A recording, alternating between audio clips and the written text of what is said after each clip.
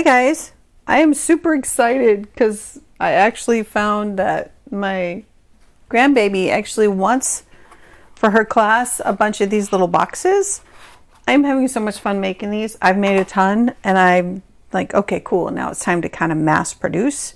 So I've cut these to get them ready. So if you need to mass produce these, I think they're so cute.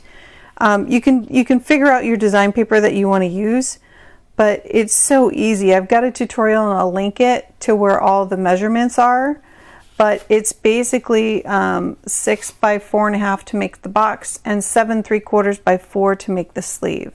So, and I have the video on that. But I'm going to mass produce these really quick, and I thought, well, heck, why don't I just run my video and see what happens? So, as far as like getting all your cutting done first, I think is cool. And I've got 4 set and ready to do. But I mean, you can score, all your pieces and then do them. And that's what I kind of recommend if you guys decide that you're going to do a bunch of these. So first I would score the box, just so you know, and this is assuming you already saw the other video, and again, I'll link it, but I'll just talk through it. So, because I'm having so much fun making these. They're so much Halloween fun. I love it. So for the box, you just have your 6 by 4.5 piece of paper, and you just score it at 1 inch on all 4 corners. So it doesn't matter what direction you go. You just score it at 1 inch. And I would say get all your scoring done first. So I'm going to do that 4 times. For some of them I have a white background, some of them I had background. 1 inch on all 4. And then we'll see how long it takes me to kind of knock all these out. I want to kind of keep my piles together. There's another white one I got, and then the last one I got a black one. And then my cardstock for my black one, I'm using a heavier cardstock, so I kind of change it up. I'll explain that here shortly. They're pretty sturdy, but again, these are for kids. You're going to fill it with treats. They're going to eat the treats and they're going to move on. So don't overthink it. Like I said in the last video, just make it cute. It's kind of hard to not make it cute with these cute designer papers that they got out there for Halloween.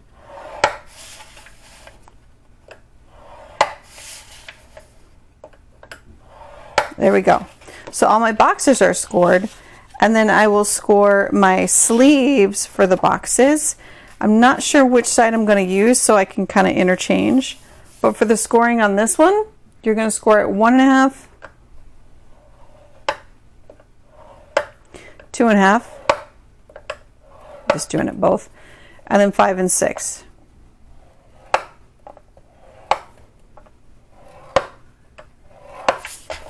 So there, that one's scored. Okay. Oh, this doesn't look right. No, it is right. So I'll probably do the star side. This one, again, it's at 1.5, 2.5, 5, and 6. That paper was a little, I don't know, it felt a little weak. I don't want it to crack, is why I was more careful on that one. And then again, this is just plain white one, and then I'm going to decorate it. So this is 1.5, 2.5, 5, and 6. I'm forever pushing too hard on my board and cracking my paper. So getting all this done, and then you just got the fun stuff of just going through and just making it, decorating it. 1.5, 2.5, 5, and 6. So there we go. Scoring is all done. Put that away. To get all that done in one shot, I think is just so much better. Because then you don't have to worry about, oh, I got to take it back out, put it back away. All right, so now we just fold and burnish. I always used to take burnishing for granted, and I'll tell you, taking the time to do this with a good bone folder is so, it makes your box come together so much better with straight corners, you know. And then, doesn't matter what scissors I use, I guess.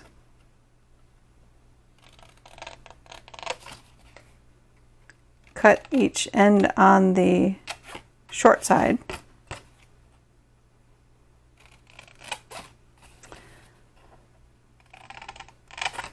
And then I do like to take a little wedge off of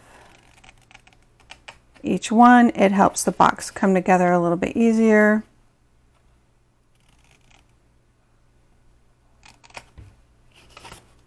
It doesn't take any time at all. Fold that one up.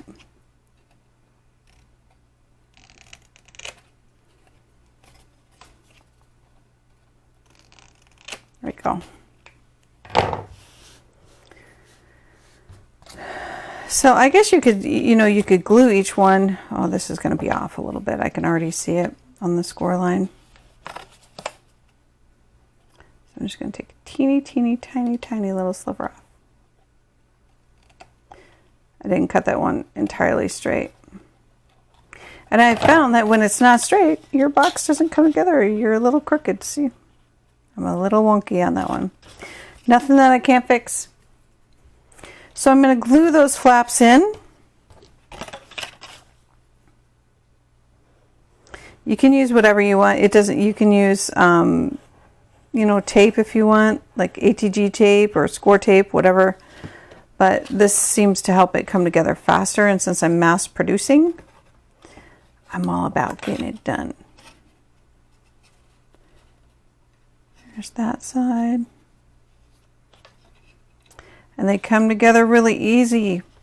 But I would suggest, and I don't want to bore you guys with me assembling this like over and over and over again. Maybe you like seeing that. I don't know. Apparently I have no idea what people like seeing anymore because my YouTube channel is just so dead. It doesn't matter what I do. It just doesn't work. But again, it's not my full-time job. So if it was my full-time job and I was making a living at YouTube, believe me, things would be much different.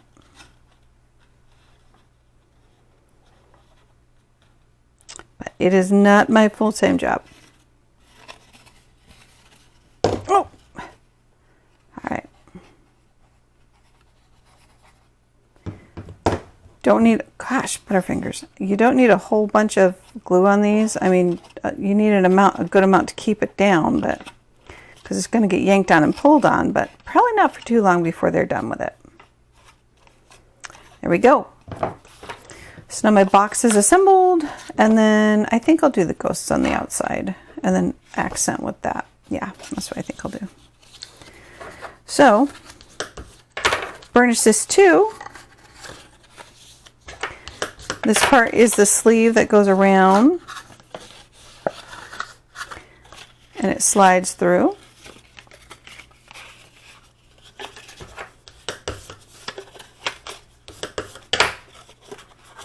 There we go. Oh, you know what I did? I'm using the designer paper for the sleeve, so there's no need to add these on here. I guess I could still if I wanted to. I don't think so. That is so cute just by itself.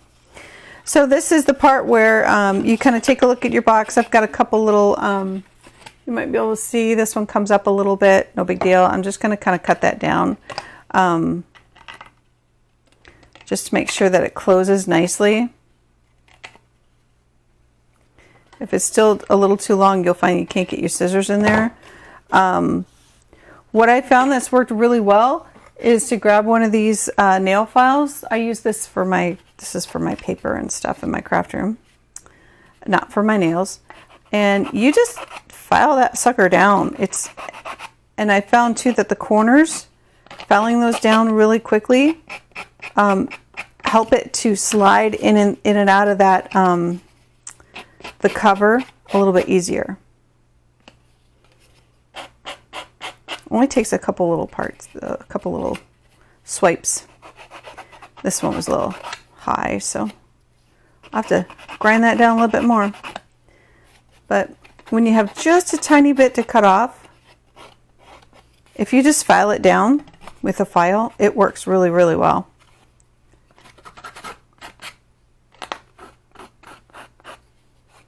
There we go. And now it's smoother and it'll slide in and out of there just fine. Okay, so now to assemble our box. Again, you don't want it to just be like wicked tight here. You want to line it up nice, but you need it to have a little bit of wiggle room. So if I want it to have a little bit of wiggle room, I just put a tiny little line right there. And then I push it down like a 1/16 of an inch wiggle room. And that should be enough. Hopefully you can see I got just enough room over there. It's tight on this side, but not here. So now it goes in and out nicely. And then I will kind of bend it here and then reinforce it on the edge here. I put the first glue in just so that we can kind of get it sized right, and then I fill it in. And then if you have anything overhanging on either end, just cut it. It's no big deal. No biggie. Super cute. Look at it. Oh my God, I love them. Okay, so now I did cut a piece to put inside, so that coordinates nicely. So I'll use the green side for that.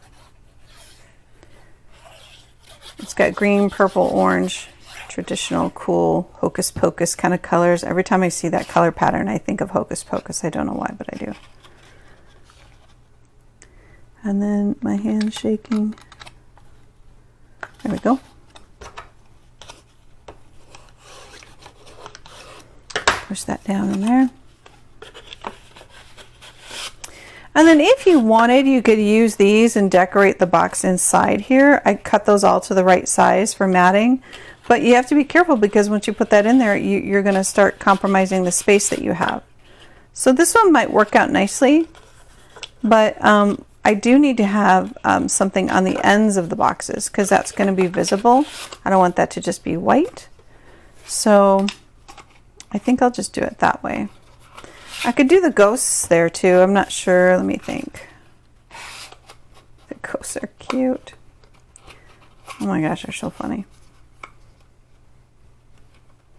I could do ghosts all the way around and then decorate on the top. So, I need a variation, I guess. So, as much as I don't want to cover up these little boo guys, I guess I'll do the green. Oh! Ah, got glue on my desk. There we go. So these are fun to put together. I usually listen to music in here, but you know how that is with YouTube. They'll be like, nope, you can't do that.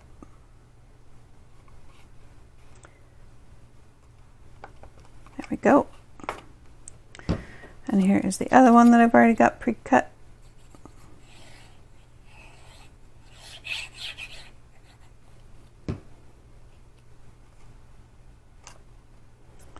Fits on there perfectly with a mat.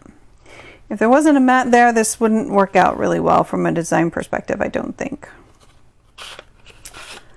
So I've got these two pieces that I likely will not be able to reuse. I could put it on the outside here, but I actually don't like that. So I think I'll put them on the inside just so I can use them up because I cut them, because I don't think I'll have enough. You know what, I might have enough paper. I'm going to hold on to those because this is my leftover. I might have enough paper to use these elsewhere. So, since I'm going to be making a lot of these, which I'm really excited about. There we go. Box assembled. Now I will come back and revisit this for how I want to embellish the front because the assembling part is the part that takes time. Obviously, I'm going to sit here and hem and haw over what I'm going to decorate on that. So, but there's all kinds of options. I've got a sticker pack, which is so much easier, like for bigger projects like this. These stickers are so cute. And there's little ghosts on here. So I could use whatever I'd want, you know, but see, I'm going to hem and haw over this.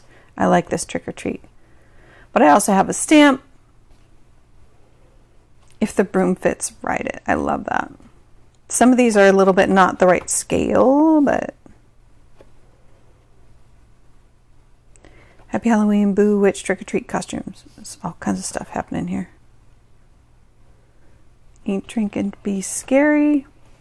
All kinds of things. So that is the construction piece. So we'll make one more real quick. But see how quick they come together when you prep it like this? So if I prep it like this, it can happen pretty quickly. And again, if depending on what works best for you, you could sit here and make all the boxes first.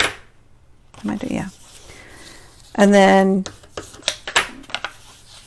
you know, it's decorate after. I mean, it's up to you. But it's not too hard to have all this right there at your disposal. So yeah, I'm excited to be able to make a whole bunch of these. So I'm going to keep going and make a whole bunch, and then I will come back and show you my my whole thing of all the ones that I create. I'll be right back. All right, I think I'm done. Here they all are. This is one from before.